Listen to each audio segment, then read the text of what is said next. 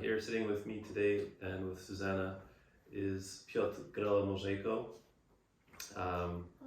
We were extremely fortunate to have his piece written for us, the Rhetra, and just like to introduce a little bit about him here. So he's a Canadian-Polish composer, researcher, multimedia performer. He holds a PhD in comparative literature from the University of Alberta, a Master's of Music and Composition from the University of Alberta. He also studied a Master's of Arts and Political Science and Journalism at the University of Silesia in Poland, and studied composition privately with the late Professor Edward Bogusławski and Bogusław Schaefer. He's composed many works for solo instruments, small ensembles including string quartets, saxophone quartets, large ensembles, soundtracks to dance and films, choral works with settings of the Mass, as well as electroacoustic works. His works have been presented so far in Canada and 35 other countries. 37 as we go on, and have appeared on a myriad of recordings on many labels, including his very own entitled PGM Audio. It stands for Pretty Good Music, not for my initials. He's a recipient of many international prizes, awards, and grants, including the Canada Council and Alberta Foundation for the Arts, for which Rhetra was actually commissioned. Yes. So before we start, I'm just going to give you a little bit more of an overview of his compositional style. I'm going to quote one of the interesting quotations I found on him by the late Bogusław Schaefer from Poland, his professor, and it reads like this. Grella-Możejko is a fanatical connoisseur of the avant-garde. What does being an avant-garde composer mean today? Above all, it means being against stereotypes, mediocrity, and conservative academia. All this, stereotypes, mediocrity, academia, sneaked into our music, so now we need real fanatics to fight for the new. Grella-Możejko takes seriously such aspects of new music as decomposition, disintegration, and dissociation. These are his points of departure. He is extremely talented. He is, to a large extent, self-taught and only believes in himself and those who create unmistakably new music. And this is why I like him. It's Bogusław Schaefer. So welcome, Piotr Grella-Możejko. Well, we'd like to start off with talking about the piece that was written for us and commissioned by the Alberta Foundation for the Arts, Rhetra. And this is the second piece that you had written for us. We had initially performed a piece 10 years ago called Only Midnight, also a really interesting work for two pianos. And so I just wondered, between that time and this time, 10 years later, can you speak to the evolution in your aesthetic? I cannot speak about evolution of my aesthetics because there is no evolution. There is a variety of searches, a variety of simultaneous searches in various directions. It's as if I'm a spider in a center of a web, and now I go this way, now that way. So at the very beginning, and this is what Bogusław Schaefer spoke about, I rejected the notion of a style. Because developing a style or personal style always imposes limitations on a composer. She or he will create a certain repertoire of solutions, compositional technical solutions, and then repeat it over and over again. This is what the style is basically defined. And I always wanted to do different things, and I deliberately rejected the notion of a personal style in favor of a notion of the given piece's personality. So I'm after a style for a piece or a number of works. If I find certain solutions interesting enough, I would like to develop these solutions, and I create groups of pieces in similar style, and you can go, decade by decade, and you will always see that let's say around 1995, I was experimenting with super slow tempi, and still the case, right? yes, and there were several pieces such as my string quartet, Strumienie Snu, Streams of a Dream, where a quarter note equals 4. So the quarter note lasts 15 seconds.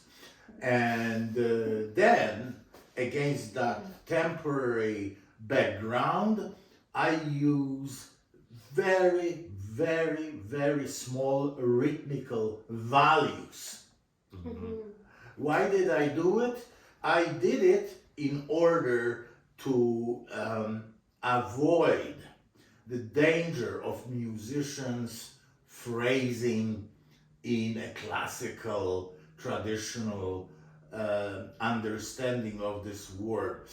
Classically trained musicians, even if they play new pieces, tend to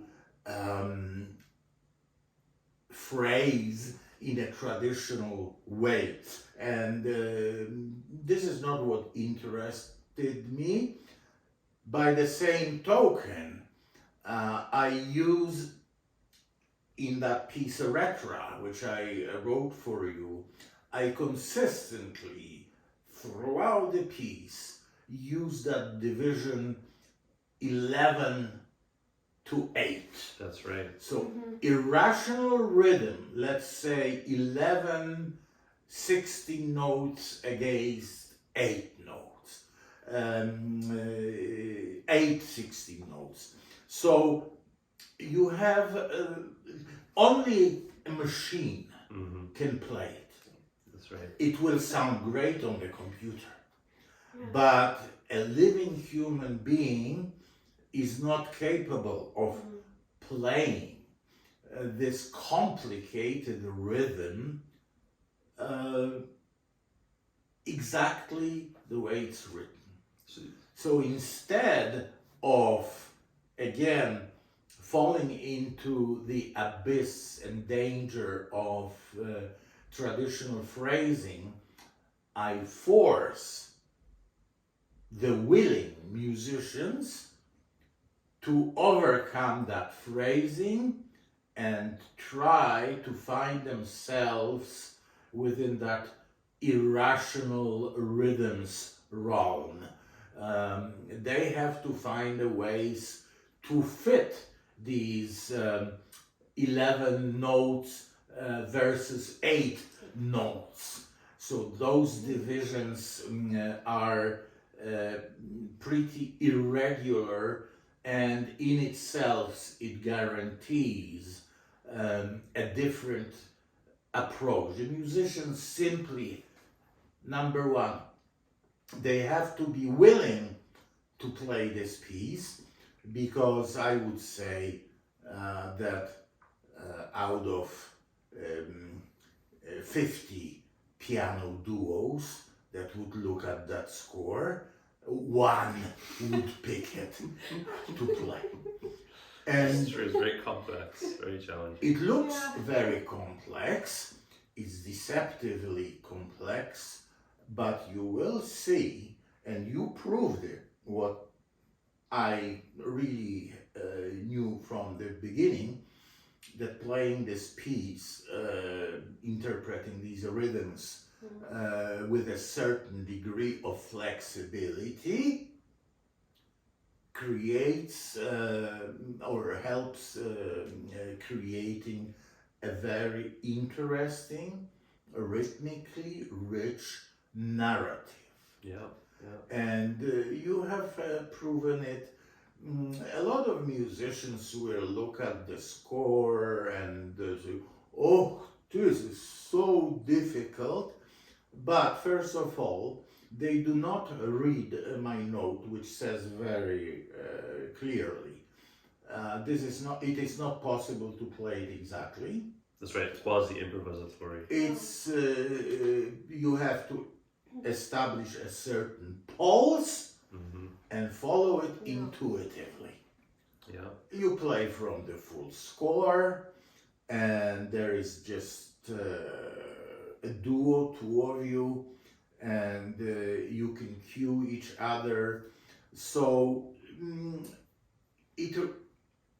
in fact, it really is, I wouldn't say very simple, but in the end, it's possible to do it, and also to do it without any unnecessary pressure that would impact the interpretation. What I love about your interpretation of the piece is that you understood it beautifully, and you didn't hesitate to play it your way, in a very flexible way, and it resulted in one of the best performances of my music ever. Oh my goodness, well, thank you. Piotr, I have Thank to say, you so much. when we started working on it, I mean, obviously there was the initial fear factor of opening a score with such an incredibly rich notation with the cross rhythms 11, 16, and you know, not only, there's many more of those type of rhythms, Yes. right? Yeah, and also those tempies, when I've seen a very compact score, and it's just like, and those clusters, that was really fun. I've never played clusters. Yeah, now she's a natural at clusters, but I think therefore, as we got into the process, there was actually a very clear structure, clear strategy in your writing that becomes very evident, and not only in this piece, but in other pieces that I've played in the past, you know, your Cinquetude tonalité, for example. Yes, well, there has to, I think that we are touching upon several issues here. First of all, a willingness of the performer interested in playing new music to play new music. Life is not easy. You just cannot push easy, accessible music down people's throats, because you deprive them of freedom to make decision. Yeah, but it's not like your music is any less melodic either, right? Exactly. Yeah, Exactly. Yeah. It's a different kind of melodic material. So, first of all, the musicians who are willing to play new music, the really new music, the music that is attached, perhaps it is attached to tradition, but it's the most recent tradition. It's not an imitation of the music of the past. Also, the courage of the musicians who are willing to tax this new material. So this is very important. Musicians who try to get inside the piece and understand it without just superficial pseudo-interpretation of this material. What I loved about your interpretation, for instance, was, at least in my ears, a very in-depth understanding of the music. You approach it with certain degree of respect, but also certain degree of curiosity. Mm-hmm. What can we do with it? And that resulted in a beautiful interpretation. As I said, most musicians who claim to perform new music do not perform new music, they just perform caricatures. You go to a concert, you have 6 pieces, and they will all start with gentle blowing into the instrument. And then you have some scratch, or you pluck a string, or you do something like. I cannot accept it. Music, in my opinion, has to have meat in it, bones and meat. Yeah, so I mean, the structure of your piece is quite it's quite apparent. You know, when we started working in it, there's quite clear structural zones. Even felt like perhaps there's a dodecaphonic row or some type of 12-tone, acknowledgement there. I am old-fashioned in that. I often use 12 pitch classes as my material. You would call it a 12-tone row. It's always there is always a hook. It's not just any 12-tone. It has to be something special.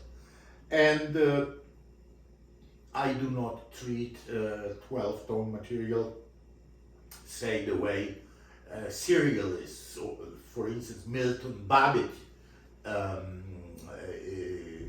use it. I use it quite often as a certain type of thematic material, or I would say there are certain textural fields that explore combinations of the 12-tone technique, serialize the rhythms, but they do not sound like serial music. Mm-hmm. So, for instance, in this particular piece, Rhetra, I use similar techniques, but it sounds anything but serial. Mm-hmm. Yeah, there's almost a folkloric element to a lot of those melodic flows as well. Yes, yes. Speaking about folklore, I don't mind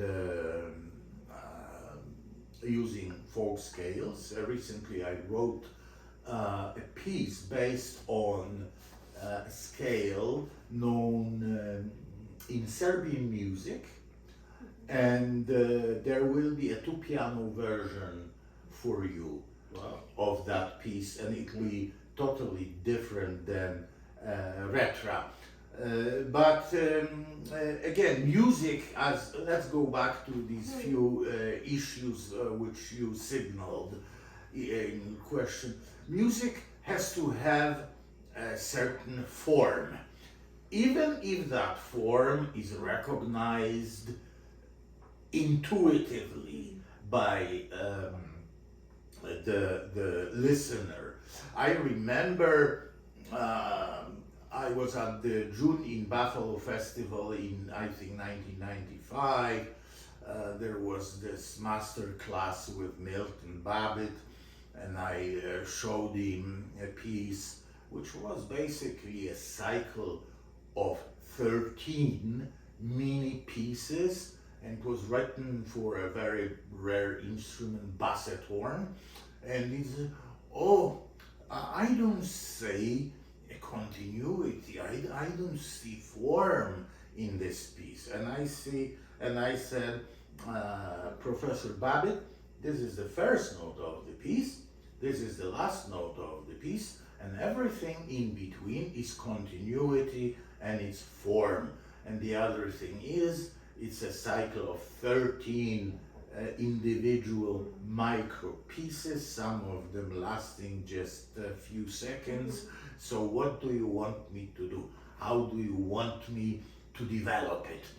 And of course he couldn't find an answer, because he was a die-hard serialist Orthodox, whereas I'm a die-hard non-Orthodox composer. And to me, of course, there should be an inner logic within the piece, but nothing orthodox. There is one type of form from time immemorial, and that was stressed many times by the great late Polish composer Witold Lutosławski. It was also employed, this kind of dynamic was employed by Bartók in his works, with work culminating about 2/3 Golden section. into golden section. Of course, I toy with it. There was a Polish composer, very interesting composer, whom I personally loved very much, Witold Szalonek. He was a great experimenter. His discoveries in the area of new sounds, new timbres produced from acoustic instruments were just amazing. For instance, in one of the pieces, he asked the tubists to play his instrument through tenor sax rhythm. The tenor sax mouthpiece. And that, of course, produces an amazing tone. So he, in his pieces, he reversed that golden set. In his works, quite often, you have the culminant point very close to the beginning. What many composers do not think of seriously is also a very important part of music. That is, I think it's the most important part of music, that is its expression. Yeah. And this piece, Rhetra, is one of those where I was, in which I was after a certain type of expression, which I call metaphysical expression, that once from right from the beginning, you are grabbed by the expressive dimension. You are sucked into the expressive dimension of the piece, and you're not let go until the very end, and well, a few moments after the end. And the same, this is why I love writing for you, because you always understand my formal / expressive thinking. You always create this narrative in an ideal way. There are no wasted moments in your interpreting my pieces. Nothing is ever too long, nothing is ever too short. It's just about right. This is, it has to be said openly. It's I don't know why the composers don't say it during these interviews. You are great. You are uncommonly talented, uncommonly committed to the... We can talk about my music till the cows come home, but it has to be stressed that we wouldn't be here were it not for you. for your commission, for your trust, for your commitment to my music. You've played it, you've demonstrated many times that you like it, and it is you to whom I owe so much as a composer, because I can write practically whatever I want, and it's guaranteed it will always be played perfectly, as my Rhetra was played perfectly. By the way, Rhetra means law. It's the law. The law. Rhetra was the law, or set of laws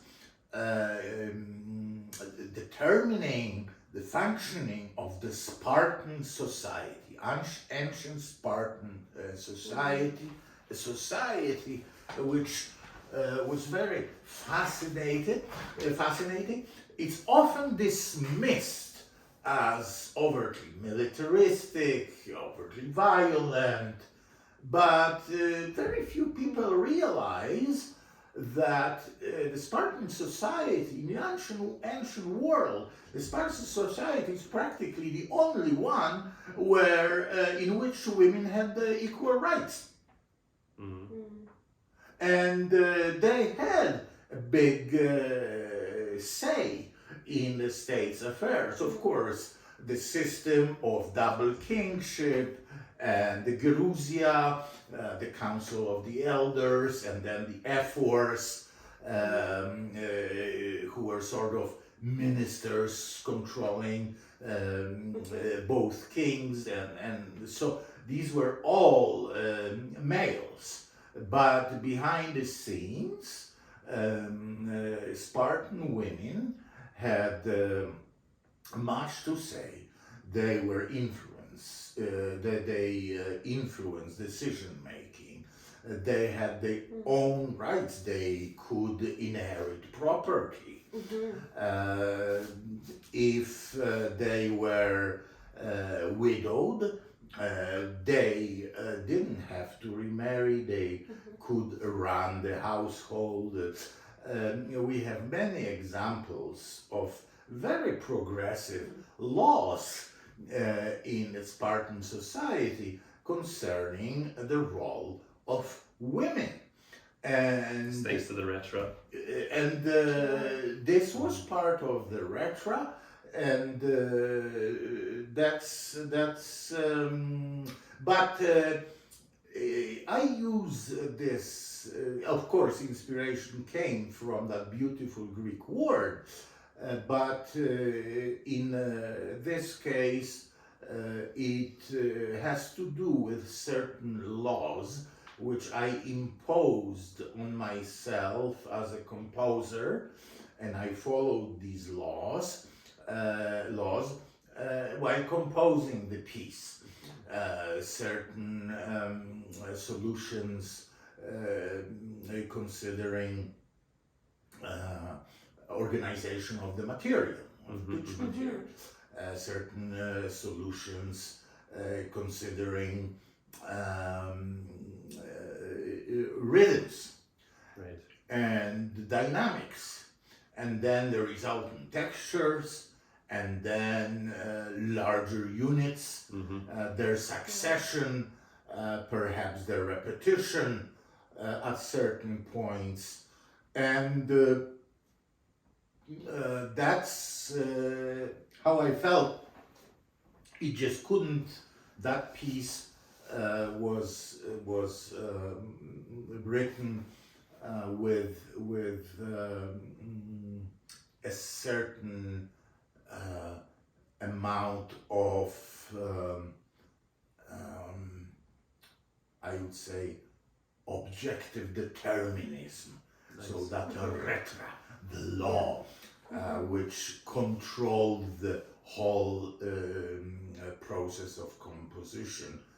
And but on the personal level, on the emotional level, and you've captured expression of the piece ideally, The piece is in memory of Bruno Schulz. Bruno Schulz was a discovery in Polish letters of the 1930s. He was a Polish-Jewish writer of genius who lived and worked in a little provincial town, then in Poland, now in Ukraine, Drohobycz. And he was a teacher of fine arts. He was a very skilled drawer, and but he was in his novels, such as The Street of Crocodiles, there appear his drawings. So he was a multi-talented individual. He was, in my opinion, he was a genius. There is no other word to describe it. The novelty of his narration is extraordinary. And had he been born in France or even in Britain, he would have already been at the Parnassus of world letters. But Bruno Schulz, after the Second World War broke out, he found himself, of course he was a Jew, in Drohobycz, serving the local Nazi leader imposed on that town from Germany. He even created frescoes in his house. And I wanted to capture that emotion, that desperation, resignation, and in the end, probably acceptance of that terrible fate that befell him. And of course, I don't think music will ever be able to capture the drama. There are very few pieces which really capture the drama of that tragedy. Schoenberg's The Survivor from Warsaw being one of them. This is probably one of the most powerful works devoted to Shoah. But in my little way, I wanted to contribute to preserving the memory of that man of genius. And I think that you did really your best. You did the utmost to capture the expression I intended. Well, yeah, that's really powerful information in retrospect. I did take it as a philosophical journey, the performance of the piece, and you know, there's a lot of it where there's playing in the very, very low registers, right? This sort of tartaros of the keyboard. Yes. And this sort of brooding and this heavy melancholy down there is ever present. In my music, the placement of the compositional dynamic use of registers is very, very important. You notice that 90% of music is within standard treble and bass clef range. And that should be like that, because there are more pitches outside that standard compass than within it. Yeah. And you simply have to use it, and you get quite often, when you do it skillfully, you can create very interesting textures, colors, and the expression becomes also non-standardized. So that's absolutely. Yeah, they're very vivid. Yes. And I also love in this piece that there's a possibility to perform it for 4 hands. Yes, it is written. So there are no limits. Yes, there are no. Because of the fact that It's one is in the extreme, the other in the other extreme. Yeah, You're able exactly. to initiate it Yeah. on one keyboard, right? That's true. That's really impressive, actually. Thank you. Yeah. Well, Piotr, it was really exciting talking to you about your wonderful piece, Rhetra. Thank you for very much. Spending time with us. Yeah. Oh Thanks for no, joining. thank you.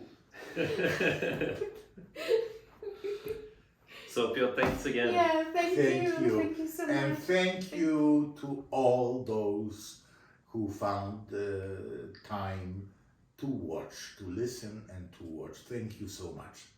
Bye for now. Bye.